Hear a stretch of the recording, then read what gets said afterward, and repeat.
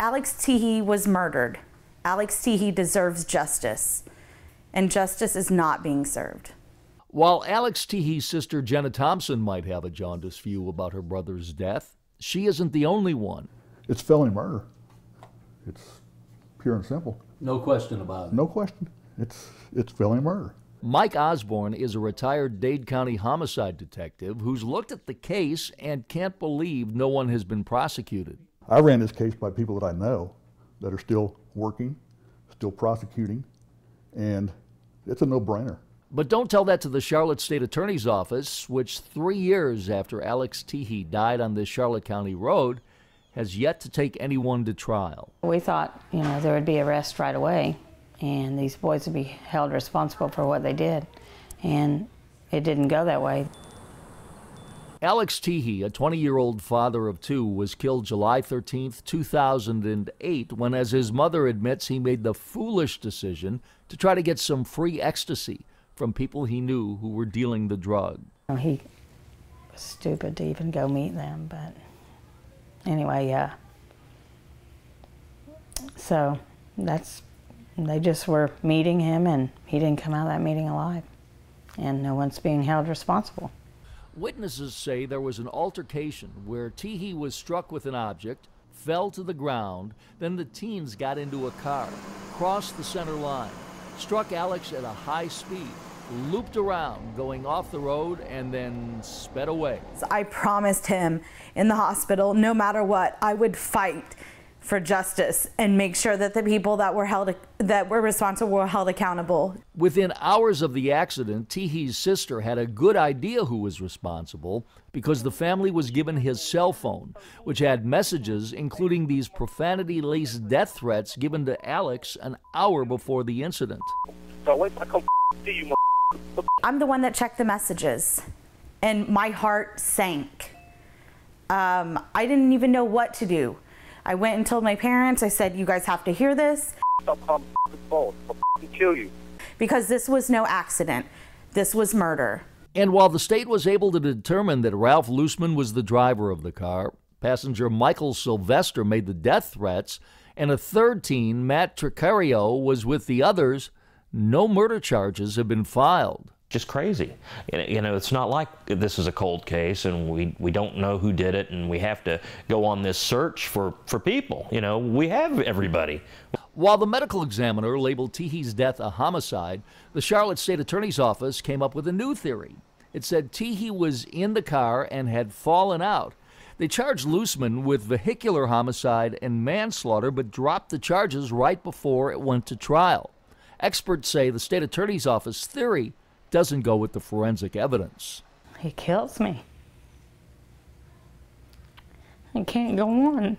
Meantime, the Florida Highway Patrol, the Charlotte County State Attorney's Office, and the Charlotte County Sheriff's Office all maintain they didn't drop the ball and handled the case correctly. But more than 3 years after the incident, they all say the case is still open and declined our offer to talk about it on camera.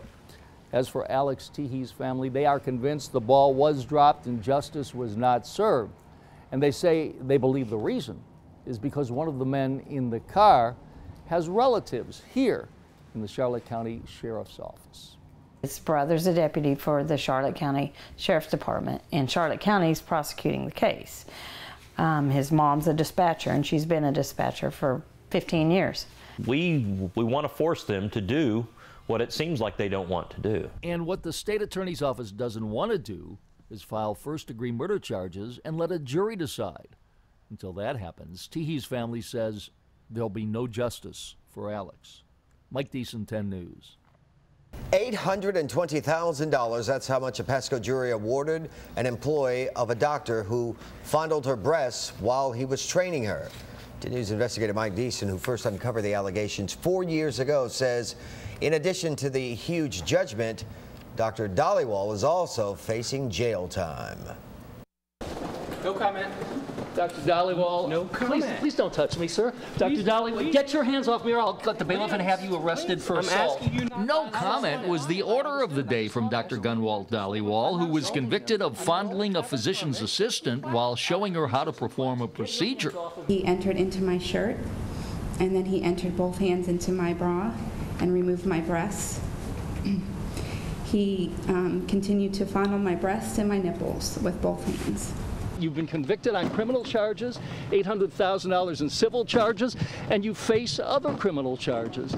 How can a woman feel safe going to your clinic? Women can't feel safe, according to the victim's attorney, Scott Borders. Would you let your wife or daughter go to this doctor? Of course not. I wouldn't let anybody go. And Borders can't understand how Dhaliwal can still practice. I don't know. I really don't know. And while this civil verdict will cost Dhaliwal more than $800,000, his problems are far from over. He still faces 10 days in jail for a criminal conviction in the spring, and in 2 weeks he'll be back here at the courthouse to face even more criminal charges for touching women's breasts. So you have nothing to say to all the women who have alleged that you have damaged them by physically assaulting them and touching their breasts. You have nothing to say for that. But the jury had more than 800,000 things to say about the doctor who thought he could get away with taking liberties with his female patients and employees. Mike Deason, 10 News. Now, we asked the Florida Department of Health why Dr. Dhaliwal was still practicing medicine, but we didn't get an answer to our question. And the department still has not responded to what type of investigation it did 4 years ago when we uncovered several women who said that Dr. Dhaliwal fondled them as well. It is being called the largest exhibit the Tampa Museum of Art has ever undertaken. This weekend, the museum will begin showing more than 40 works of the French Impressionist Edgar Degas. Now, the museum says that the focus of the exhibit will be his sculptures. However, 10 News investigative reporter Mike Deason says every single piece of the Degas bronze that the museum is showing is 100% counterfeit. The works of Edgar Degas. It's part of what the Tampa Museum calls the French genius's bronze sculptures. They'll be on display until mid-June. However, there is a major problem. Unfortunately, these Degas bronzes aren't even direct reproductions of anything he did. Jacksonville artist Gary Arsenault calls the Degas bronzes one of the largest art frauds in the 20th and 21st century. Degas was dead when it was done, so he's never seen the work that the museum wants everyone to pay to see. It all began 2 years after Degas died in 1917. His family had someone make a wax copy of sculptures he made of cloth, paintbrushes, and other materials that Degas used as models for his paintings. From the wax, the family made a second-generation bronze forgery. And from that bronze, a third-generation forgery bronze was made, and a counterfeit Degas signature was added. So what you're seeing, basically, is their interpretation of what his work would look like if, in fact, he was alive to cast it in bronze. Every sculpture that will be on display was done after he died. Correct. All the bronzes that exist in the world were done posthumously. The director of the Tampa Museum, Todd Smith, admits what Arsenault says is true, but he says it's accepted in the art world. Like other museums, we're presenting them as posthumous castings based on the wax models that Degas created. But that, too, is a wink and nod whopper told by the art community. The wax castings were done after he died by someone else.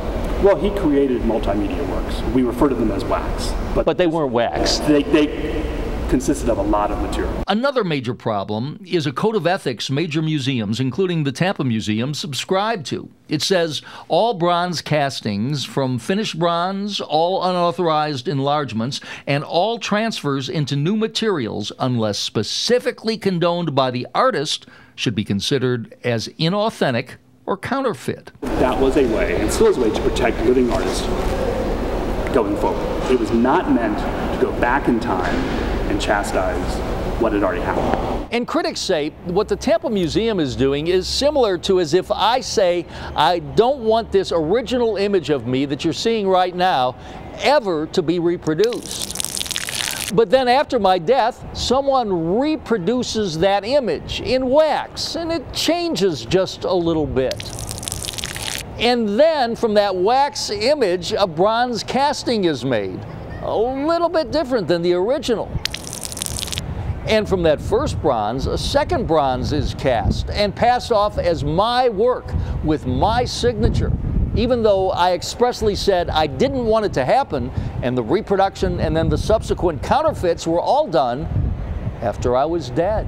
And the idea that a museum, like the Tampa Museum, would present work that Degas didn't create, he didn't approve, and he didn't sign because unfortunately he was dead at the time, and pass those forgeries off as a legitimate works of art is a rank obscenity. Anyone who walks into an exhibition of Degas bronzes knows, whether it's here, the Metropolitan, the National Gallery, knows how these were done. That's not what we found. We're basically looking at a phony, and we're telling everybody it's okay. It's cheating. Kelly Nascarella's reaction is the same one we got from everyone we told about the exhibit. It's not just surprising, it's not acceptable. And Arsenault says that is the reaction he gets when he brings up the art world's secret. Are you telling me that all these museums are participating in this fraud and that you know what's going on and they don't know? And the answer is they do know. They just don't want you to know. These are beautiful. My question is, are these Degas? These are works that were created by his heirs, by his agent at a foundry after he died. But not by him. He was dead. But the Tampa Museum of Art wants you to come see the work of a dead genius that he never created, never approved, or never wanted to be displayed in bronze. Mike Deason, 10 News. Now, Mike says there is one further discrepancy with the bronze, and that is, he says they are probably not even bronze. The National Gallery of Art analyzed the material used to create the sculptures and found them to be mostly copper and zinc with low levels of tin, and that would make them brass. Bronze is a mixture of copper and tin. But other than that, Mrs. Lincoln, how was the play?